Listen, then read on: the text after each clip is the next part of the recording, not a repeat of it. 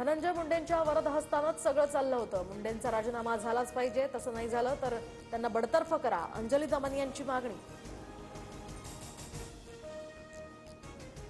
वाल्मिक कराड कैदेत असलेल्या बीड जेलमधील सीसीटीव्ही बंद, महत्वाच्या ठिकाणांचे आणि बराकमधील कॅमेरे बंद, कारागृह अधीक्षकांच्या एका पत्रातनं माहिती समोर.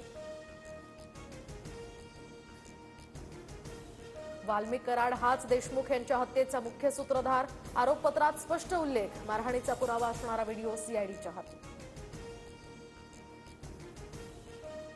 संतोष देशमुख हत्या प्रकरणी 12 मार्चला सुनावणी, तर हत्या आणि खंडणी प्रकरणी एकत्रित सुनावणी होणार. विशेष सरकारी वकील म्हणून उज्ज्वल निकम हा खटला लढणार.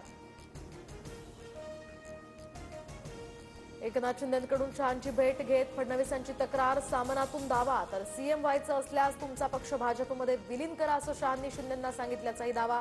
दोघांमधील कथित संवाद रोखठोकमधून प्रसिद्ध.